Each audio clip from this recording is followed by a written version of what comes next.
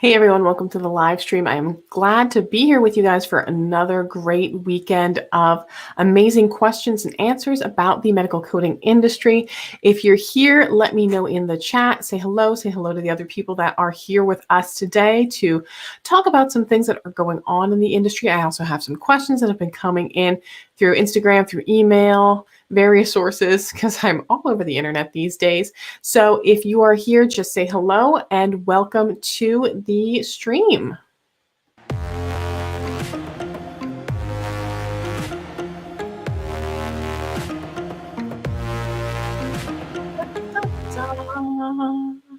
I love that theme song. I've actually, if you've noticed some of the videos that I've been doing lately, I have recently taken out the theme song. I got some feedback about people who are just like, I don't know how I feel about the theme song. And it's so short, but I thought, well, I like to try different things out. So I thought one of the things I can try out is removing the theme song and see what does it do? Does it wind up increasing the engagement? I don't know.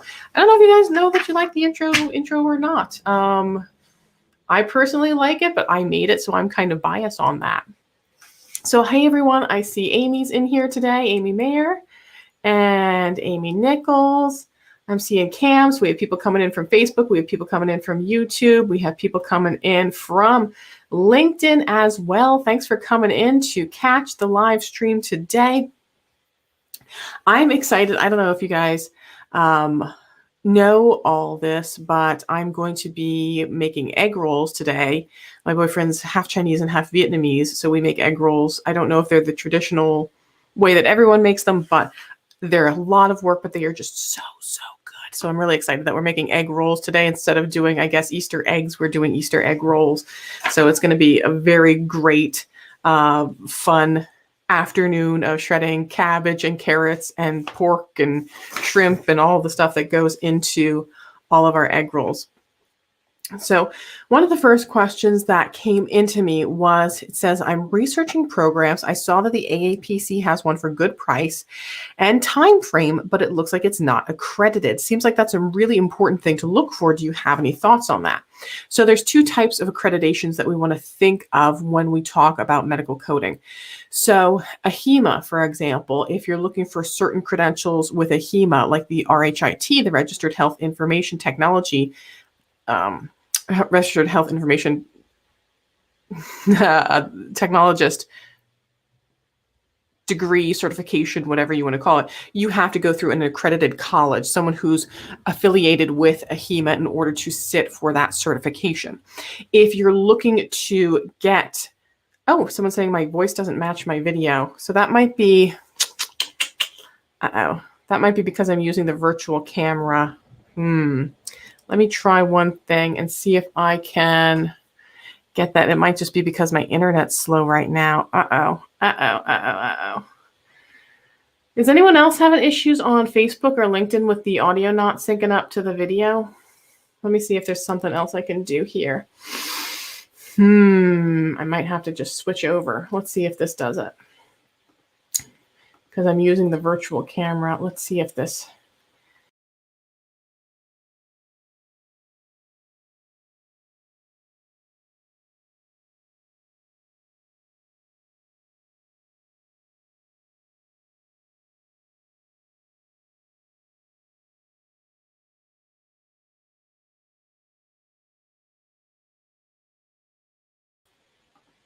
Hold on.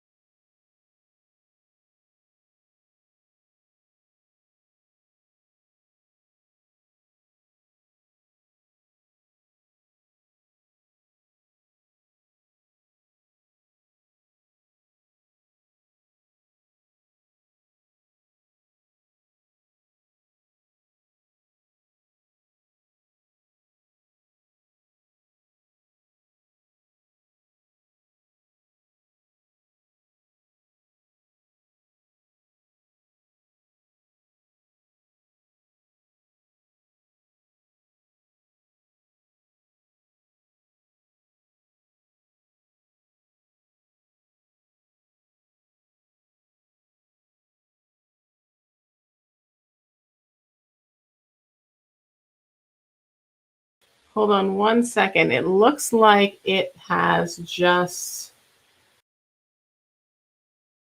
back up. Hold on.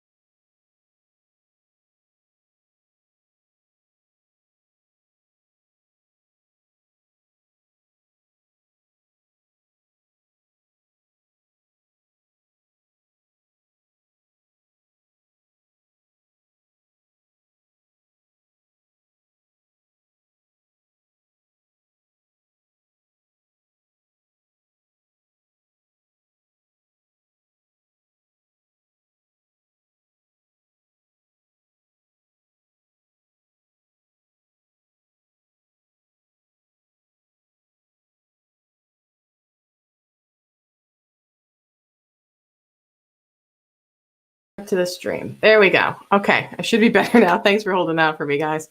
Let me just double check and make sure that my audio is working okay. Can you guys hear me all right?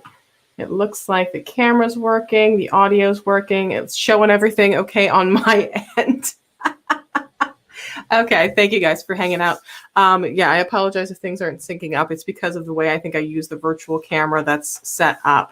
So sometimes it doesn't always sync up with I think my internet gets just a slight little lag to it. But in any case, back to where we were talking about.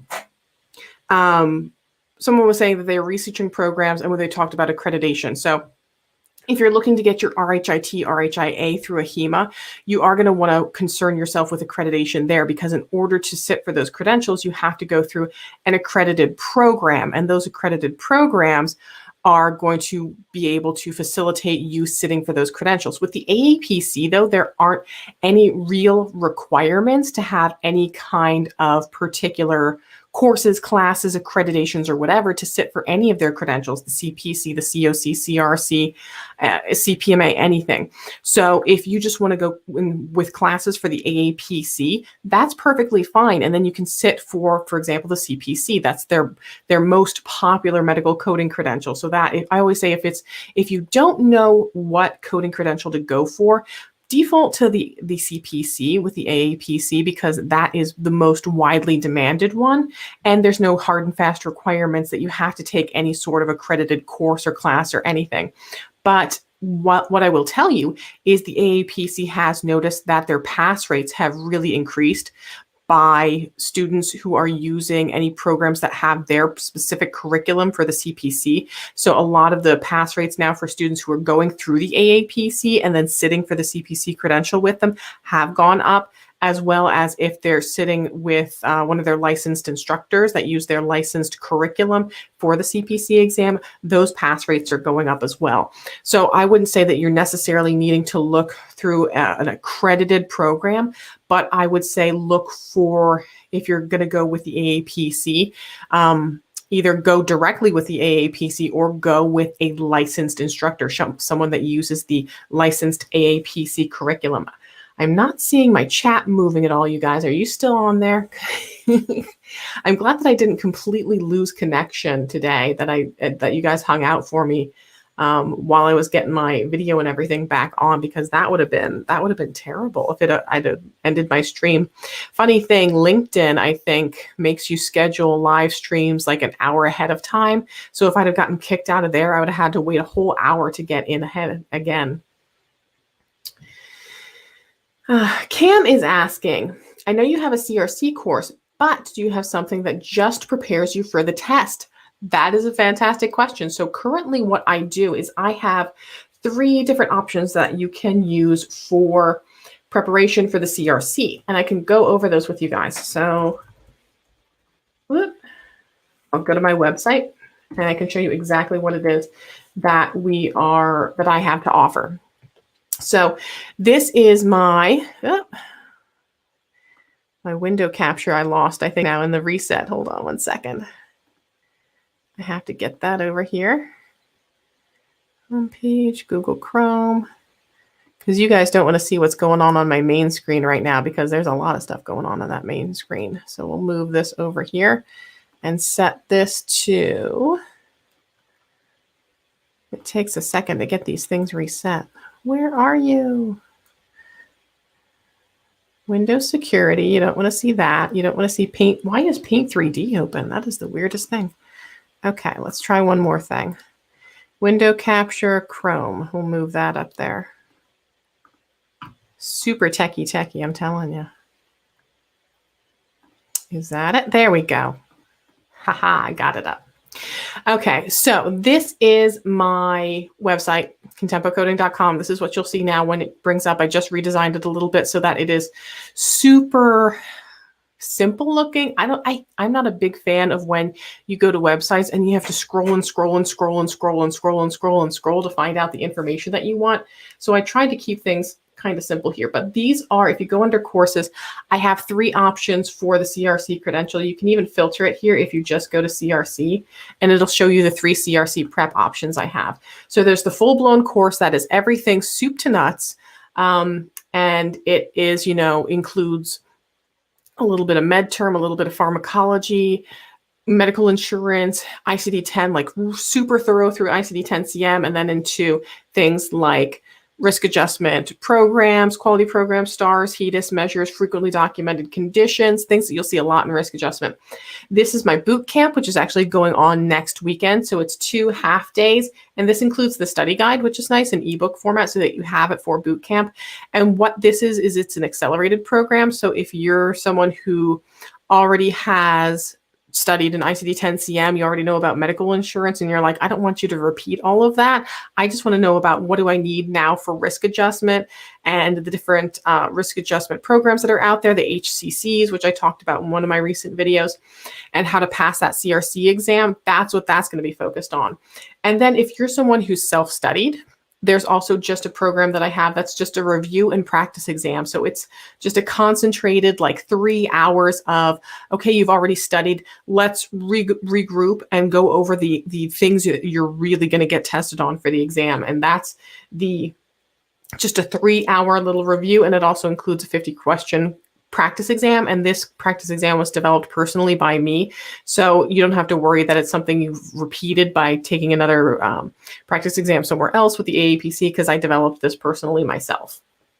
So those are the 3 options that I have. So great options that are available for anyone who wants to learn risk adjustment and sit for their CRC credential. Now, the other thing I'll tell you about the programs I have is there's 2 things you want to think about when you're getting into risk adjustment.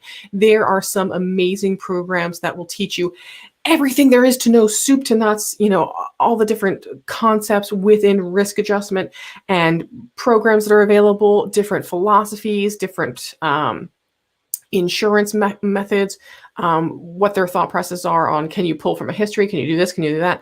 And, like OS2 Solutions, Melissa Freeman, masterful woman, fantastic. I could never in my life do what Melissa Freeman does because she is absolutely phenomenal. And she does a really awesome risk adjustment program. What I do is really more concentrated towards what are they going to test you on for the CRC credential and what do you need to know to obtain the credential. So that's what my most of what I do. And then my CPC, I'm still hoping to get that together. I just realized yesterday I went through the countdown and I have 1, 2, 3, 4, 5, 6 chapters I still need to record the videos for. And I think I saw a question here about tabs, so I want to go back to that one because I love talking about the tabbing process. Because I don't know if you guys noticed this, my new 2021 books, no tabs. I honestly don't use them myself. I know how to do it. And I've done some videos on the tabbing solutions, but I personally, like with my big clumsy fingers, I don't like having those extra tabs there.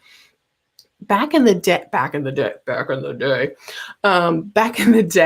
the CPT books, and I wish I still had one to show everyone, but what they used to do is they would almost like file inside them and there would be a little little indentation here that you could stick your thumb in, and it would tell you the different sections, and you could stick your thumb right in there, and you didn't really need to tab because you had those little indentations in there. And it would say like INTEG for INTEG, and you would just stick your thumb in the little indentation for integumentary, and it would take you right to the integumentary system section. I'm talking super fast now. Hey, Demetrius, glad to see you back here for the live stream today. I've seen some really cool fancy tabs too on Etsy. And if I was probably just starting out and I wanted a really cool system, I might one time invest in them, but it just seems like a lot to invest in extra tabbing systems every year. But it really depends on how you're using your book. If you're someone who has clumsy fat thumbs like me, or you like having things very well organized, that might be a thing to look into as well. But as far as, oh, here's the question. Do you think it's best to use the tabs provided with the books, or do you get your own? That really is your personal preference. I think I've had some people say that with certain editions of their ICD book, they've had trouble with the tabs that were included. I can't remember if mine came with some. Yeah. So these tabs are, I've heard people say, why am I pulling this up? I have a document camera. Oh no, that one's not working either. Where's my document camera? Hold up. What the heck? Okay, cam. Done. Why is my live stream going crazy on me today? Okay, try this again. Here we go. So these tabs here for the ICD-10-CM book, I've had quite a few people, and you can see mine are a little misplaced here. These are a little bit more flimsy. So depending on how heavily you're using your book, these little tabs might not be as good for what your, now my Stream Deck's not working. What the heck? They might not be as good for what you're trying to work with. I'm having all kinds of problems here today. Okay. No. Oh my gosh. Okay, so lesson learned. I am never again worrying about my audio being out of sync, because now, so what I do to transition back and forth is I have this, oh, I'm knocking stuff over. I have this little deck and I press these buttons and it switches my cameras. And now since I stopped and started the stream, it's acting up on me. But yeah, so these little tabs, if you're going to be someone who's flipping a ton in your ICD-10-CM book, that might not be a good solution, because these will bend and they'll flip and they'll do all kinds of stuff. So depending on if you need something more heavy duty, then that might be worth investing in a tabbing system. I think the ones that come with the CPT book are pretty good too. The other thing you have to consider is if you're going to be stuffing them in a book bag or some kind of carrier commonly to transport them around, then you'll be more prone to having your tabs looking a little more worn.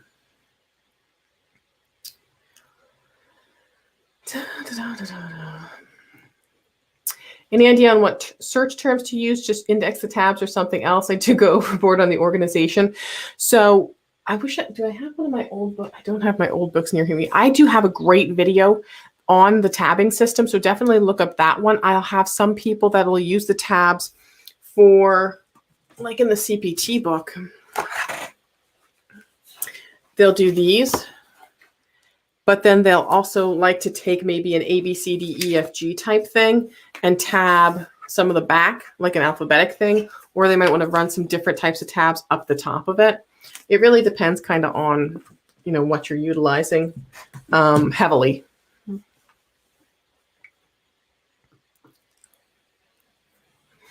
Lori's asking, are there many part-time coding jobs available? If so, what are good companies to look at them for? So yeah, there are part-time coding jobs. They can be harder to come by usually than full-time positions. What you can do, gosh, I hope this works as well. Nope, my Stream Deck's just not having it today. Okay, so you can go on codersdirect.com and you can search specifically for full-time positions. So you can So they'll show you here. So if I look at some of the recent listings and if I just browse all on here, you can see here when we scroll down, here's your full-time, full-time, full-time, full-time, contract, full-time, full-time, full-time, full-time, full-time, contract, full-time. So the majority of what we're finding here is full-time positions. And there's not quite as many that are part-time. So here we go. Now we're starting to see a couple that are part-time positions. So Change Healthcare looks like they have some part-time work on here. Toppreneur, I'm not quite sure what that is. We have positions here in, yeah, so most of it is full-time, but you do see some part-time positions, and it looks like you can find some here if you just kind of scroll through codersdirect.com, but they are just not as common to come by as the full-time positions are.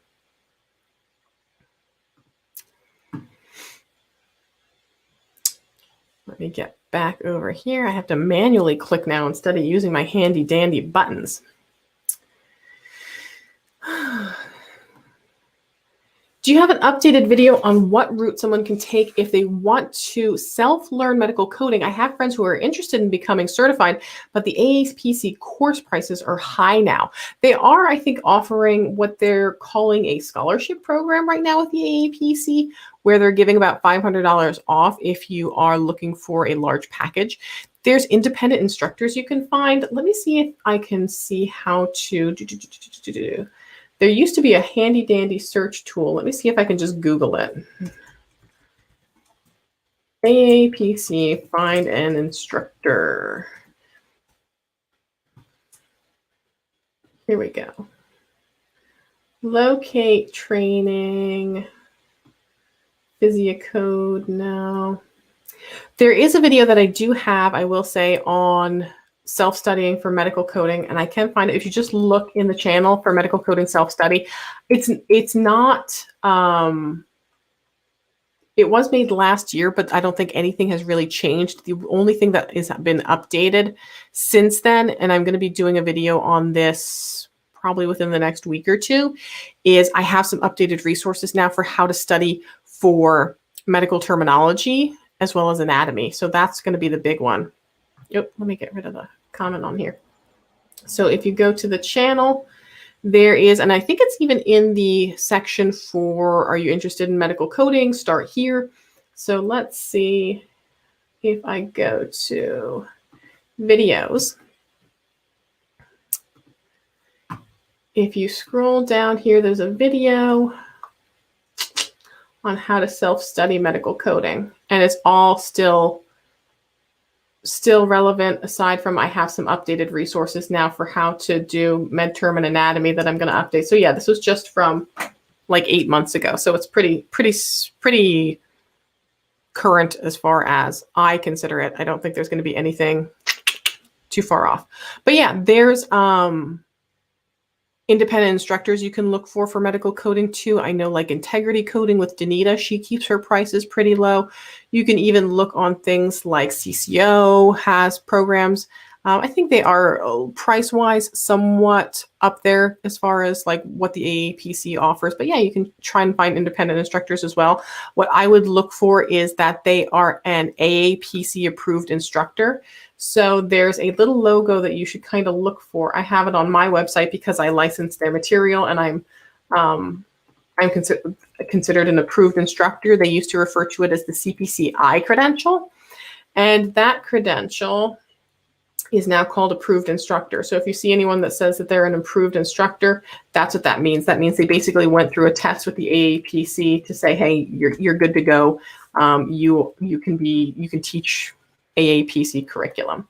So if you look for an organization and you see this little picture on the bottom, so this is an AAPC education provider. Anyone who is approved by the AAPC and can license their material and teach classes will have this usually on their website. And that's what you want to look for, this little icon here that says AAPC education provider. And that way you know that they're teaching the AAPC's curriculum.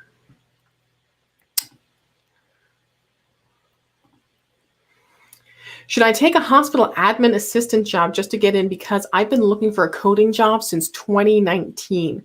I would say yes. Oftentimes, getting into a hospital organization, they will allow you to transfer. Sometimes I've seen as short as 3 months or 6 months.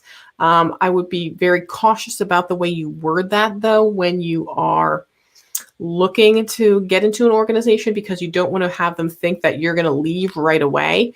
But what happens is oftentimes when you are employed in an organization, they have to favor their internal employees because of just HR policies versus external candidates, unless there's something way above and beyond super phenomenal that that external candidate has. Like they have a whole extra degree, they've worked in that specialty for several years. So because you're already on the payroll, you're already getting benefits, you already know who's working at the company, you have familiarity, they know you're probably a good cultural fit. Once you're already in, it's easier to transition into a different role. I started out in charge entry. I worked in charge entry for a handful of years, got certified, applied for a ton of coding positions within my organization, but couldn't find one. So I wound up leaving that organization and taking a position in a different organization in accounts receivable.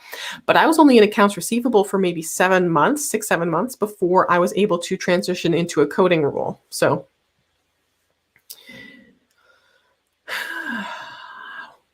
productivity rates. So please explain productivity rates. What is typically expected to be a successful coder? So this really, really varies very, very greatly between what types of coding you're doing and also some different types of internal mechanisms. So with inpatient coding, they're coding for a whole hospital stay. So if the patient's in for 20 days, that might take a lot longer to code than someone who's maybe looking at something simple like a laparoscopic appendectomy or something. So that would take a lot different.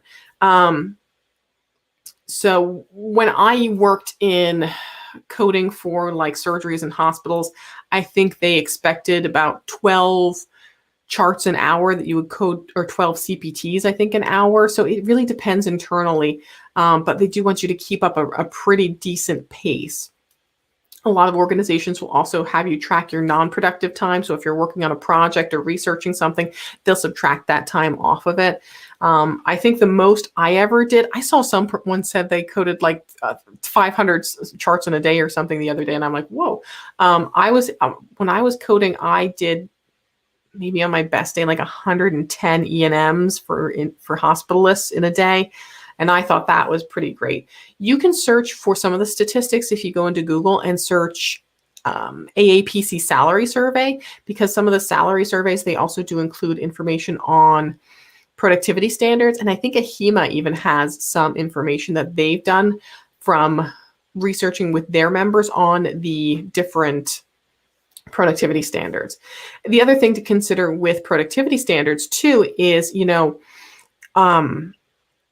if I'm in an office where it's maybe a solo practitioner and he's handing me paper charts or paper cards, or I have to access some old systems and I'm looking here and I'm looking there and I'm having to email people, that's going to slow down productivity, versus if you're in a sophisticated system like Epic, where you just pull up the patient's MRN, maybe everything's just in a work queue for you and you're just clicking on patient 1, coding it out, moving out, clicking on patient 2, coding it out, sending it out, that is going to definitely change your productivity standards.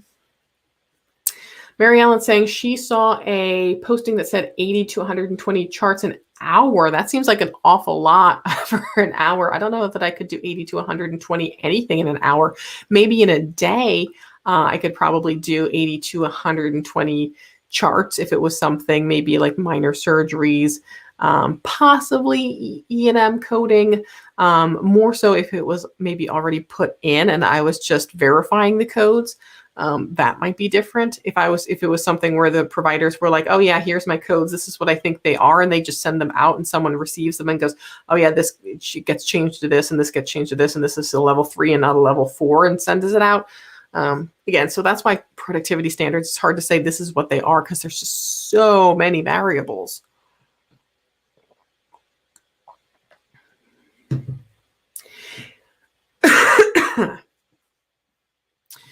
By the way, if you haven't already, I do have Oh, come on now. Now we're going to play games with my images too. Oh man, I really messed up the stream today. Anyway, so I have a channel membership. If you are on the YouTube channel, there's a little join button if you want to join channel membership. You do not have to join channel membership. You can access everything I have on YouTube without becoming a channel member, but becoming a channel member does help support me. It helps support the channel. And what you do is you can get access to community only posts, you get custom emojis, you get little icons and stuff next to your name to indicate that you're a paid channel member. At the higher levels, the gold and platinum membership levels, you do get access to have your name appear at the end credits of my videos, and then platinum members get behind the scenes footage and outtakes as well. Yeah, Danila's saying it's mainly 10 charts an hour. Depends on how many hours you work, and max 60 charts a day, but 100 to 250 sounds ridiculous. Yeah, I think that's where I started out with some of my organizations. They're like, oh, code about 10 charts in an hour. But again, it depends. You know, surgeries are certainly different than E&Ms, neurosurgery is different than coding for, you know, cholecystectomies, you know, so there are some variances. How medical coding is easier for medical biller. They both have their nuances. It really depends on what your preference is. I find billing to be harder than coding. Some people think coding is way harder than billing. I'm just not. I don't like the insurance companies and dealing with the insurance companies and the 50 different policies of the insurances. I'm more into what are my federal guidelines? What are my compliance guidelines? What are the, you know, things in the Federal Register? So it kind of depends on your preference, on what you think is easier. You know, I'm sure a lot of people would tell me that they think coding is more difficult than billing, but billing to me, it seems harder, maybe because it's just not as enjoyable as medical coding is to me. Can you explain the procedure on how to become an AAPC approved instructor? Absolutely, I can talk a little bit about that. So if you go onto the AAPC website, you can find some information about it here. Become a certified instructor. Basically, in order to become a certified instructor through the AAPC, you have to have 5 years of experience in healthcare. You have to be an AAPC certified member in good standing. You have to complete an instructor course and pass an instructor course. If I remember correctly, I think the course is about $500. Don't quote me on that, but I think it's around that area. And you have to do a presentation. If I remember correctly, I think it's 3 people or 5 people that you have to present to and send that feedback to the AAPC. And then you have to take an exam. It's a proctored exam. So if you want to teach the CPC, you basically take a mini version of the CPC exam. You have less time per question to finish each question. It's 2 hours long and 50 questions. So you have to do it a lot faster than you did for just the CPC exam. A lot of instructors have told me they felt it was harder than the CPC exam, which is possible. They could have potentially pulled harder questions out of their exam pool of questions that they have just for the instructor exam. And then you have to, in order to license the material, so say you want to teach CPC, you have to pay then to license every year that material. It's usually a couple of $1,000s every single year to license that material so that you can teach classes for whatever credential. And then it's additional money for each additional credential you want to teach. So I have 2, so I pay quite a few $1,000s to the AAPC every year, hoping to add on the CPMA because I've got a lot of requests for that, but I'm still trying to get this CPC under my belt because it's just, gosh, a lot of work. 7 more chapters I have to record, and then I probably will get them and be like, you know what, I just want to re-record the rest. Hopefully not.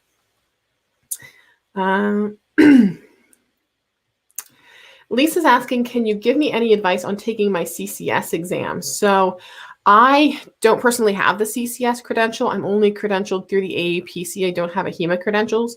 I know there's some people that do PCS coding on YouTube. I'm not sure if medical coding with Blue does. I know she's a HEMA certified, so she might. I'm not 100% sure. I know Brian Quee is, Brian Quee? He's starting up a YouTube channel, so he might be doing some stuff for the CCS exam. Trying to think who else has CCS specific stuff. I know Terry Tropin just started a channel, and I think she might have some things. So those are some resources that you might be able to look into specifically for the CCS exam.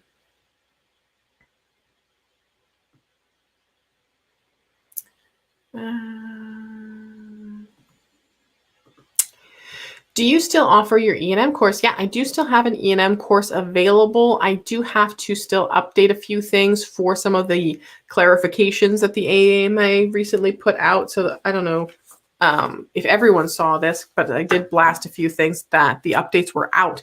But the AMA has their updates. Why am I doing this again? Victoria, you have a document camera. Oh, my buttons are not working again. There we go. Document camera with face. Nope. We're going to, okay. So we won't do that again right now. But yeah, so the AMA had some clarifications about their E&M guidelines. So you can see here, everything that's in blue was clarifications that they made to their guidelines. So there's some additional stuff that got added in about their what time you can't count, when you can count an order or a review, discussions. So there's some additional information that was revised that I need to go over, and I'm going to be doing a video on that again soon too.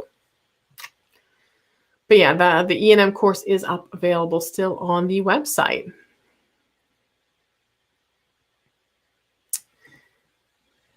Could you share the page that offers creating your own CVs that's specialized in coding? I know you shared it on one video before. Are you talking about CVs, like CVs and resumes? I know there's Project Resume out there. They are phenomenal. Project Resume. They might be able to do something. I hope I spelled that right. Nope, I did not. Project Resume. .net.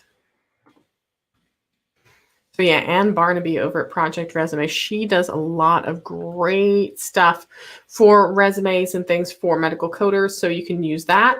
If you want to make your own, I'm actually going to be making well, it's not going to cover CVs, but it will cover resumes on how to do that your own and some things that you might want to look for. But yeah, Project Resume, she's phenomenal. Gotta love it. Hey, Teresa, thanks for coming in today. Teresa says, love your, there we go. Love your YouTube and your podcast. Very informative. Thank you so much. I appreciate that. But yeah, if you're, actually, that's one of the videos that I have. Oh my gosh, I keep saying that I'm going to do all these videos, and it's, woo. Yeah, they're coming. But yeah, I have a video that I've planned that I'm going to do because I want to contact Anne because I know she has an affiliate program, and talk about the different resources that you can use to do your own resume, and also maybe some of the different terms and things that you want to feed into your resume. Maybe do like a word bank, like here are some things that if you have these particular skills, put them into your resume, and talk about the different resources you can use, like Microsoft Word, like Google Docs, because Google Docs does have templates for resumes that you can use as well. T-Waz is asking, is 52 too old to get into coding? So my former mother-in-law was in her 50s when she started getting into medical coding. I think probably around that age, maybe early 50s. Now works as a medical records coordinator and does some coding stuff, mostly diagnosis coding. So yeah, I don't think 52 is too old. There really isn't an age cap on medical coding. I can tell you at 52, you'll probably have the same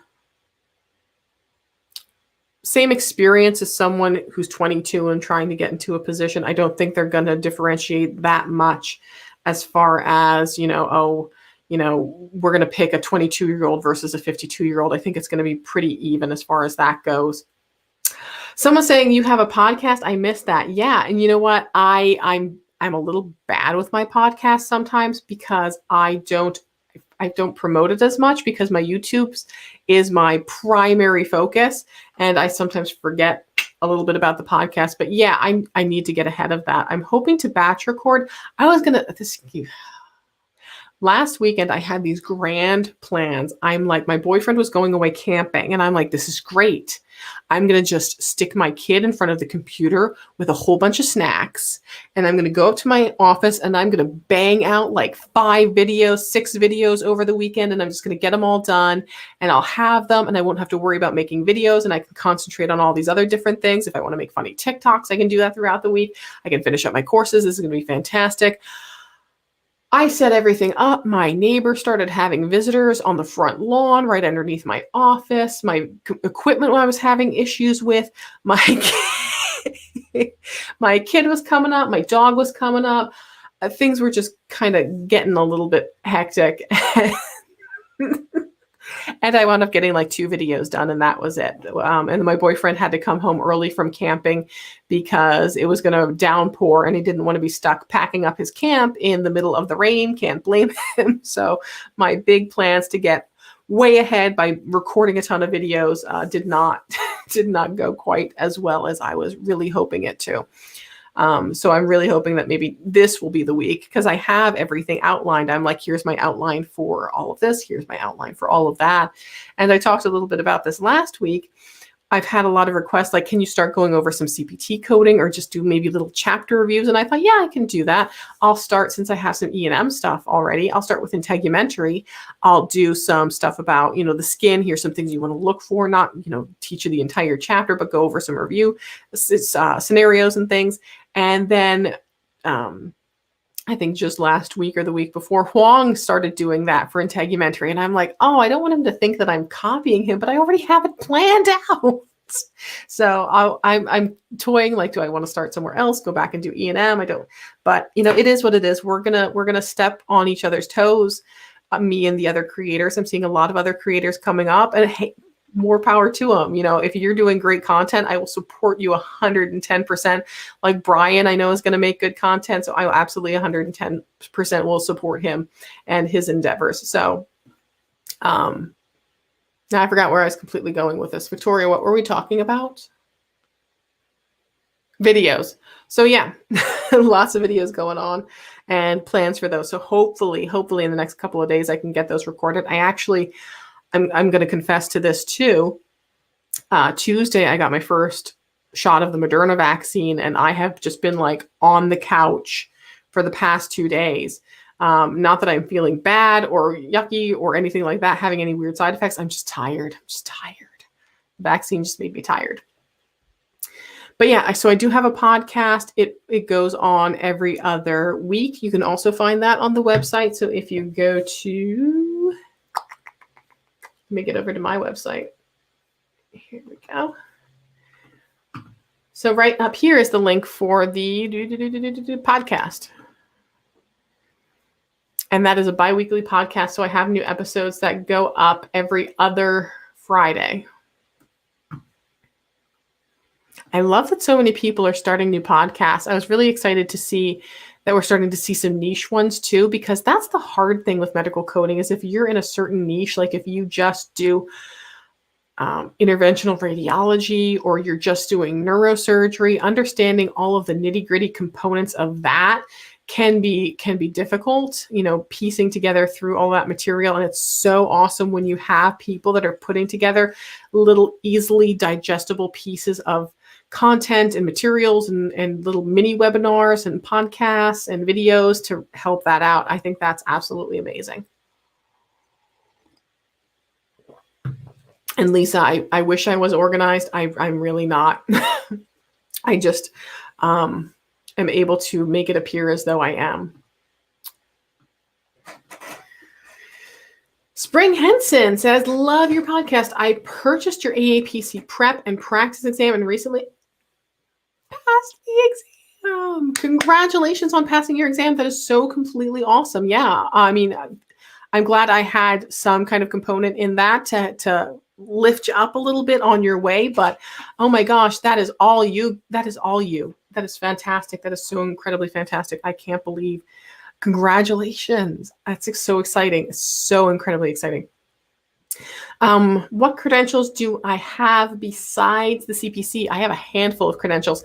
I actually, I forgot some of them the other day, and I was making videos and forgot one of my credentials, and I'm like, 1, 2, 3, 4. I have another, don't I? Don't I? I forgot to put it in the little image I was designing with my name and credentials on it. But yeah, so I have the CPC, which is the Certified Professional Coder, so billing for provider-based services. That's mostly what I do. I'm also recently COC, Certified Outpatient Coder, CRC, Certified Risk Adjustment Coder, CPMA, Certified Professional Medical Auditor, and CPRC, which is a now defunct credential. So the AAPC had a handful of specialties that you used to be able to get certified in, but they weren't super, super popular. So the amount of people that were buying the courses, going through the materials, and testing for them wasn't really offsetting the cost of producing the materials, producing the tests, having people go through and update them every year. So there's a couple of credentials that they no longer offer. One of them is the CPRC, Certified Plastic and Reconstructive Surgery Coder, which is what I have. I think there's also one for like chiropractic and a couple others that they took off. So I get to keep the credential. I still have to get CEUs for it, which get harder to find sometimes. But they don't actively test for it currently. That might change as they're bringing more exams online. Who knows? And I also have my approved instructor certification, and then I'm a fellow in the AAPC as well.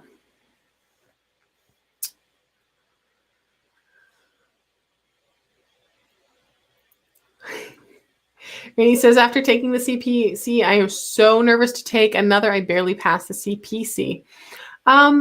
Yeah, I mean, you can definitely wait some time. There's nothing saying you have to get another. I mean, there's lots of coders that never get another credential. You don't have to go out and get another credential, but certainly something to think about if you want to expand into different fields like risk adjustment or into outpatient coding or inpatient coding.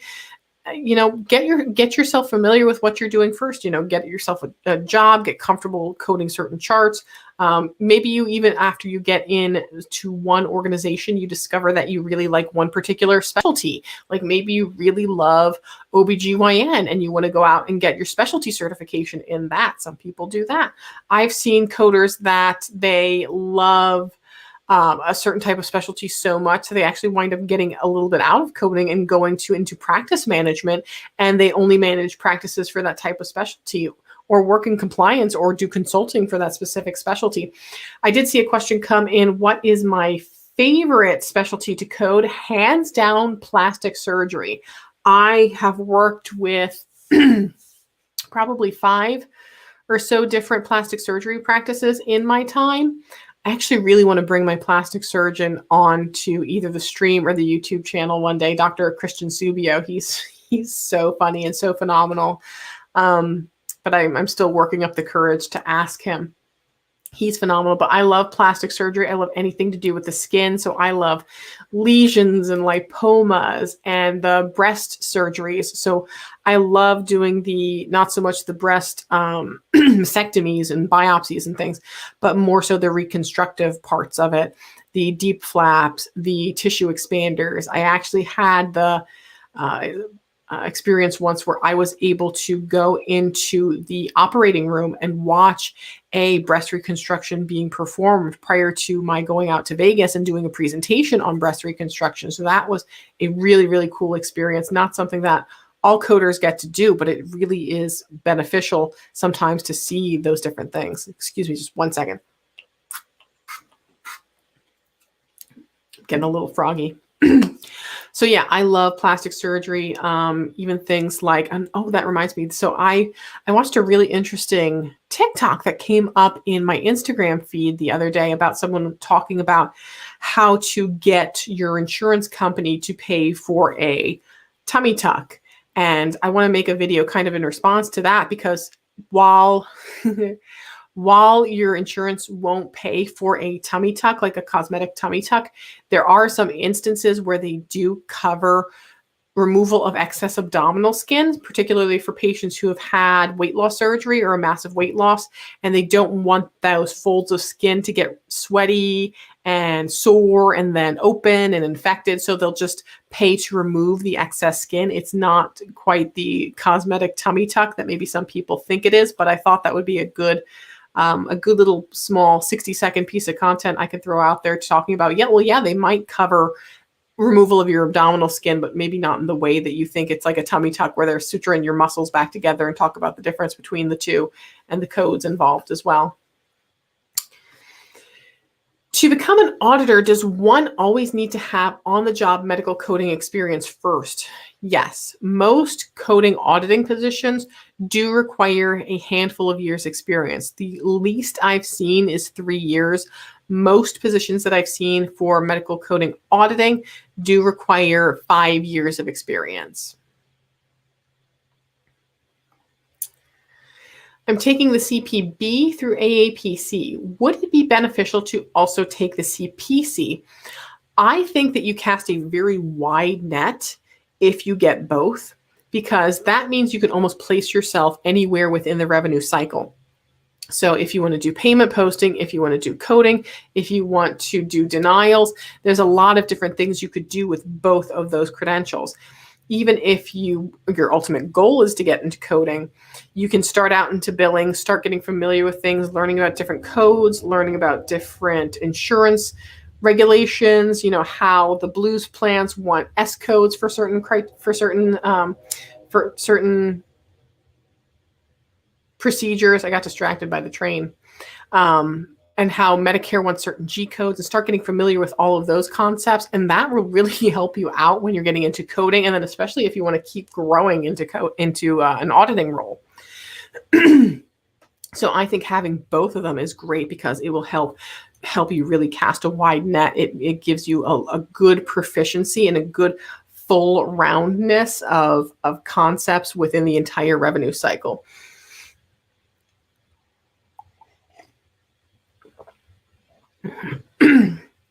I really think it's interesting how we've seen this transition over the years. When I became a coder, I remember one of the girls that inspired me and was a certified coder. She was like the first certified coder that we had in the organization. And so it was always like so cool that she was like the certified coder, and she was the one that kind of knew these things. When she would open up the AAPC magazines, it used to be called Coding Edge, I think, back in the day. And it was just about medical coding. And now it's Healthcare Business Monthly, because we talk just about healthcare. And that transition was starting to happen, where we weren't just talking about coding articles in that magazine. It was also healthcare things, compliance and practice management. And she would comment, she's like, I don't want to know about these things. I just want to do coding. And over time, having that breadth of knowledge about all the different things, not just coding and how to code things, has really helped people elevate themselves in their careers, and move up into things like management roles, into leadership roles, into compliance and auditing, and different facets that we have now within healthcare. So I think, while there's always going to be a place for coders who just code, your career is going to be a lot more robust if you learn some of these other concepts. One area that I'm very weak in, that I wish I knew more about, was provider credentialing. I don't really know a lot about provider credentialing. I was working as a supervisor once alongside a supervisor who, at that time, primarily supervised our heart clinic. And so she did everything cardiovascular. And one day the heart clinic flooded, and they were moving the providers to another location. And she was like, oh my gosh, I don't know if they're allowed to see patients over there, because I don't think they're credentialed to see patients in the room next door. And I'm like, what do you mean they're not credentialed? Like, what's credentialing? I'm not familiar with the whole credentialing thing, and that if they move one room over, they might not be able, do they not get paid there? So that's an area where I personally would like to improve, is in regards to credentialing, because I don't have a lot of exposure or knowledge in that credentialing process. Cam saying she takes her CPB exam next Saturday. Good luck to you. I hope it's a good experience. Are you taking it online or in person? It sounds probably in person if you're doing it on a Saturday. That's usually a Saturday thing to do. Can you audit with an RHIA, or do you suggest getting the CPC or CCS as well? It really depends on the organization. I've had more and more organizations that I've seen say that they do not consider the RHIT and RHIA to be coding credentials, that they're really more health information, medical records type of credentials. So if their auditing department is mostly a coding auditing department, they may look for a coding credential like a CPC or like a CCS. And again, that depends on what you're auditing, professional services or hospital facility services. Do you think taking the CPC course through the AAPC is a good choice? Absolutely. One of the things I like to say is that, there's so many organizations out there now that some of them, have a lot of integrity to them. Some of them have been out there for years. You can trust them. Other ones, you look at them and you're like, oh, I'm not so sure, this might be a fly-by-night thing. There's a lot of fly-by-night kind of organizations coming up where it's just like, hey, text this number or DM me and we'll enroll you in super awesome, mega, girl boss medical coding academy, and it'll be cheap. And you might think, oh, this is great. I don't have a lot of money. But are you necessarily going to get a good education from them? So if you're absolutely not sure, you can't tell a good organization from a bad organization, go to the AAPC, because that's always going to be your gold standard. You know that you're never going to get scammed or shortcut, or that they're going to drop your class, or that anything bad is going to happen there, because they're the ones that are offering the credential, right? And that's the most popular credential, the CPC through the AAPC. So I think it's absolutely a good choice. The thing that you do then have to weigh, though, is now they have the kind of self-paced course versus the with live instructor. And I'm seeing some people that have done so well with the self-paced, and then other people are saying, I need the live instructor, or they're like, oh, my instructor, they don't get back to me on time. And I am seeing quite a few people that are saying, I signed up for the self-paced and I wish I'd have gotten the live instructor and just paid the extra for that because I need some help. So that's another thing you have to kind of weigh with when you're going through the AAPC. Do you want self-paced? Do you want live instructor?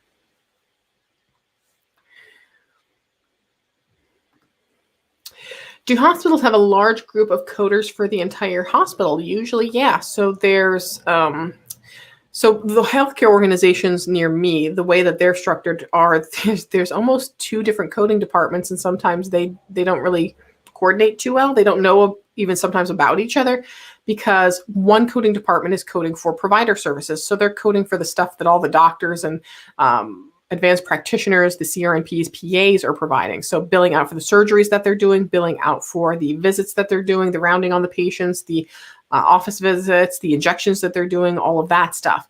And then there's the hospital coders that are billing for, okay, Susie in 1B was in for 10 days and she had all these different diagnoses, and this is how much the insurance is going to pay us for this. And we're calculating the DRG, which is a different type of coding. So those are 2 different types of coding, 2 different departments.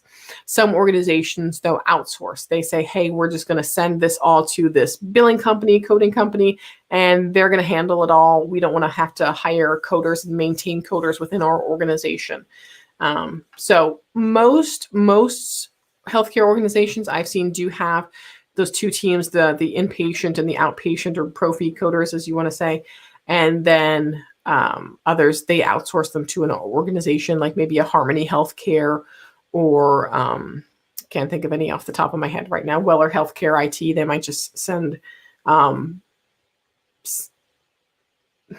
their stuff that way to have it billed out.